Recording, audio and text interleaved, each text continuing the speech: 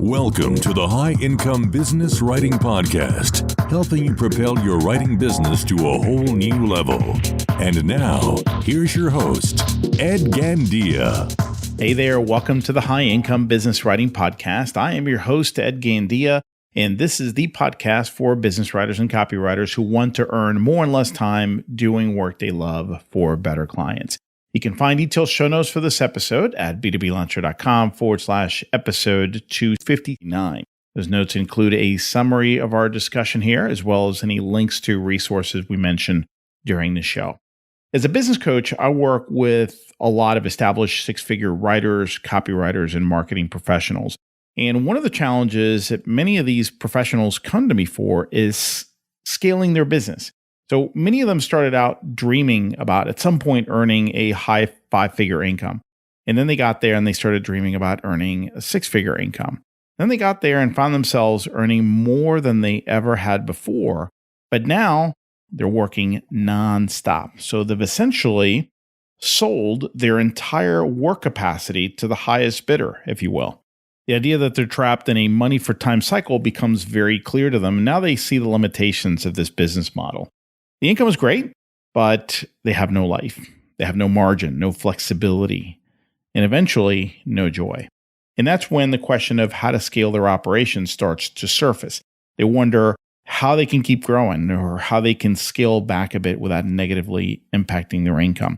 But very quickly, they also start shooting down these ideas because they have this belief that you can't really scale creative services.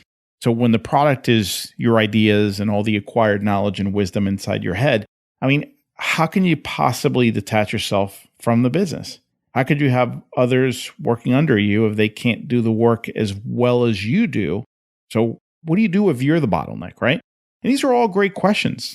Before we dive in, I should mention that scaling your creative business is not for everyone. So before you start going down this path, you need to have a serious conversation with yourself about what you want and why you want that. Very important, that big why you want that. That's really what drives everything. Because let me tell you, this path is definitely filled with challenges.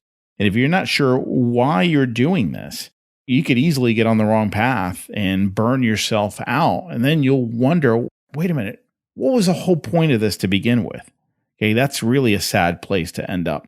So in this episode, I'll say this, we're not going to go deep into the how of all this, okay?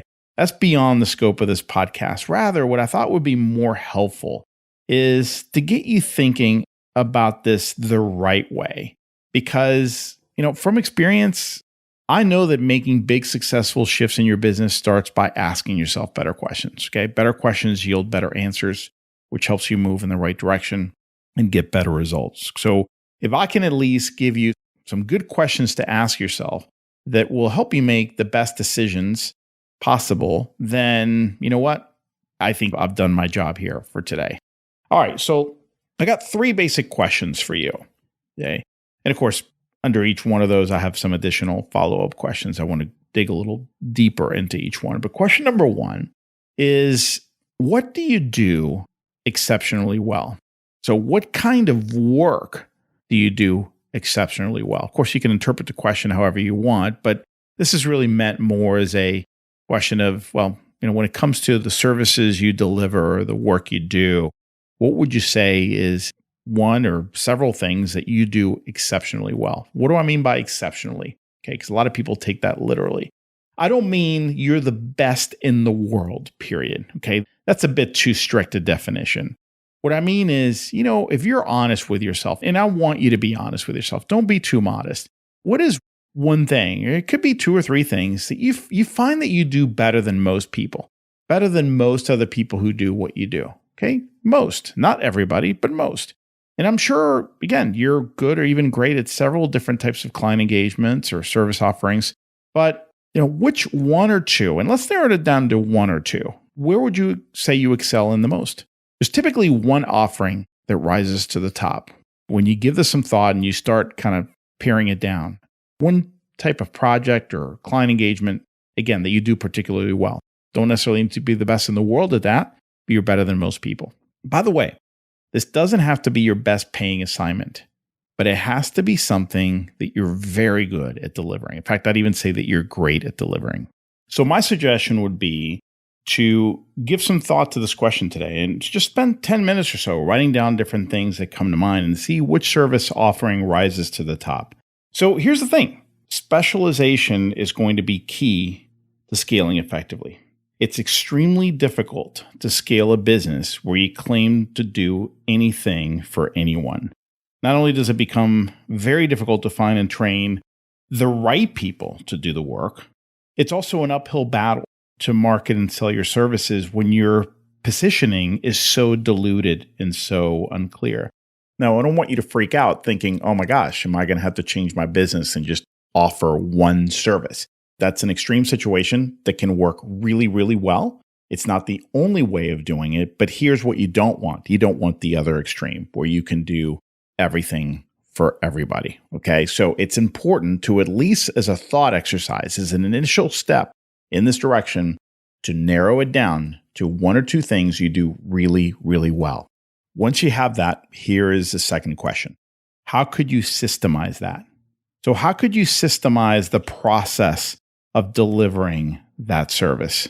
Here's the thing. A project is nothing more than a set of steps designed to achieve a goal, to create an outcome, right?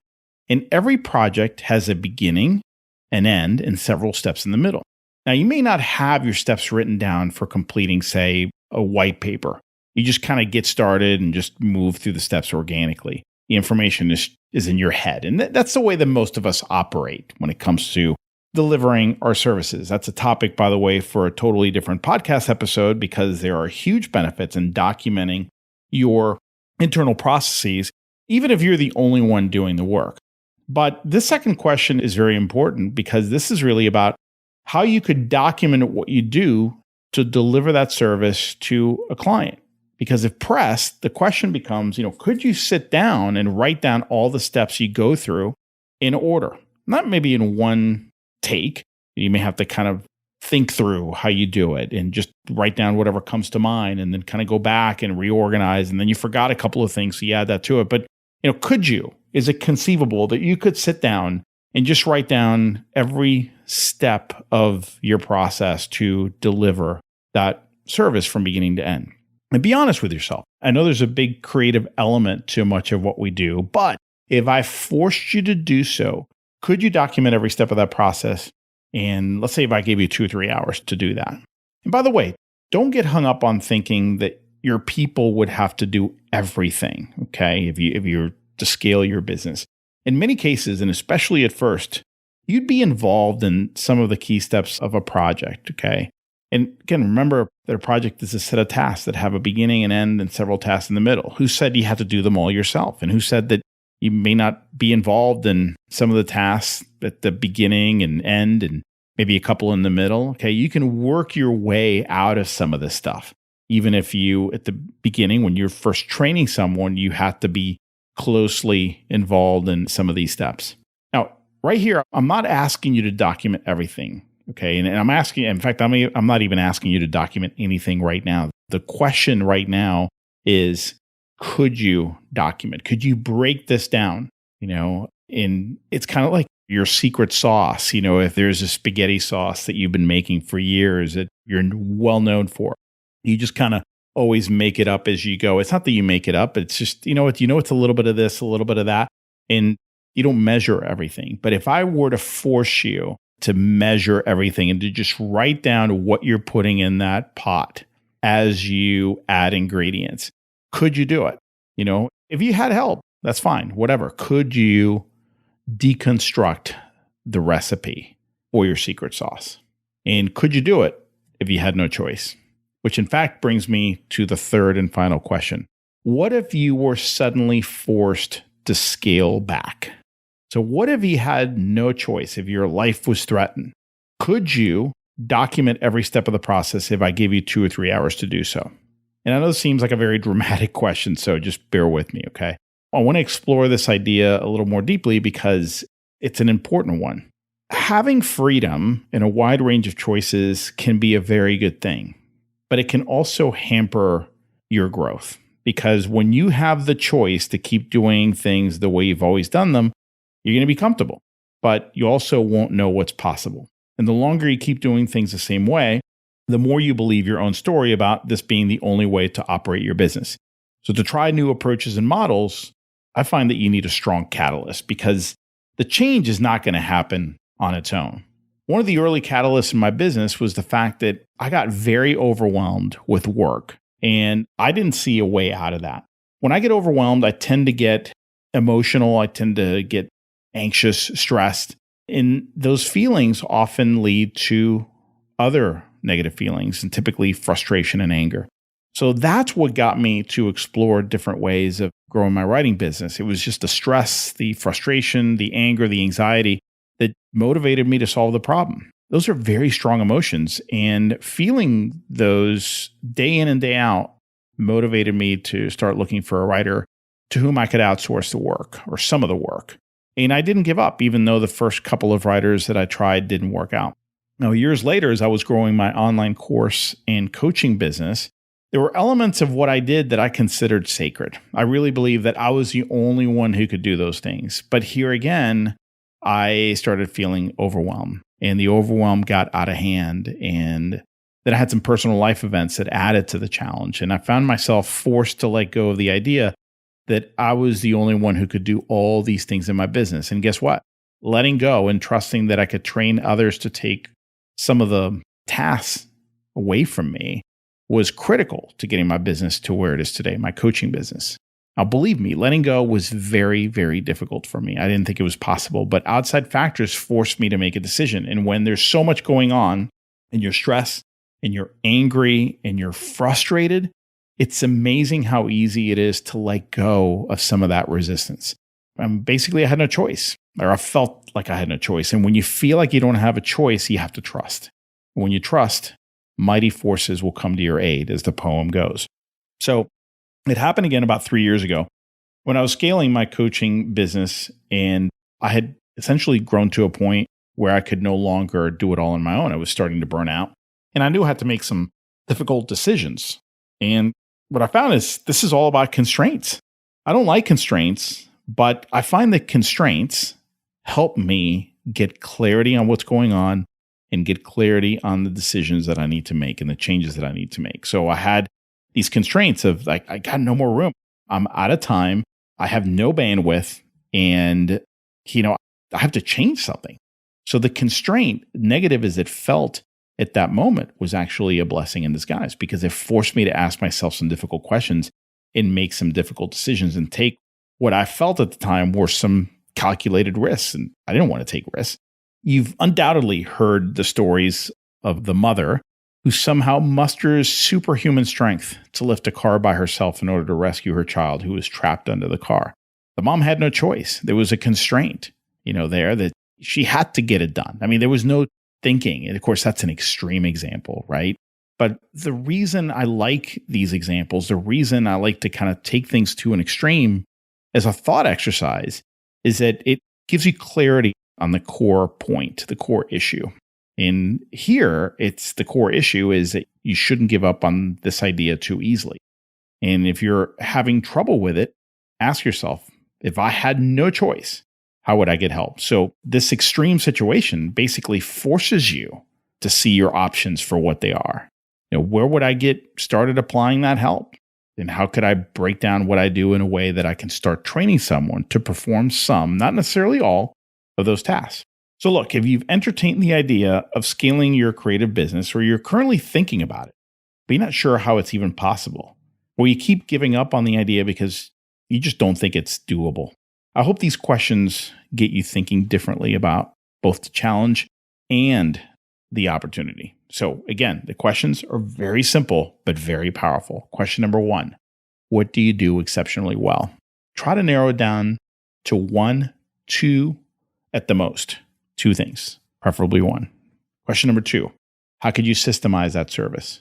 Question number 3, what if you were suddenly forced to scale back? What if you had no choice? What would you do? These aren't questions you can answer in your head. Again, I strongly recommend you just extract this information out of your head. Get it onto the paper, okay? Get it onto the page and spend some time kind of expanding on your answers and getting better clarity. Just let it all out. Don't restrain yourself. Don't tell yourself this or that is not possible. Just get it all onto the page. And once you have it there, and only once you have it there, will you start getting the clarity you need to make the right decisions for yourself. I hope you enjoy this episode. And if you have, I have a favor to ask of you. Please consider forwarding the link to a friend or colleague who could benefit from it. Maybe someone you know has been wanting to grow or thinking about how they would grow their business or already thinking about scaling and not sure why. Again, all the nuts and bolts are not here. That's a much bigger question. It's a much bigger issue. But it all starts by asking yourself the right questions, because the right questions lead to the right answers. This show is about to enter its 8th year, and it's grown almost exclusively through word of mouth, for which I'm extremely grateful. So thank you. Thank you for listening. I really mean that. I thank you for sharing the show with others. I thank you for inviting me to your walks, to your workouts, inviting me to your car. And I hope you have a wonderful rest of the day. Take care. The High Income Business Writing Podcast is a production of B2B Business Launcher. Learn more at b2blauncher.com.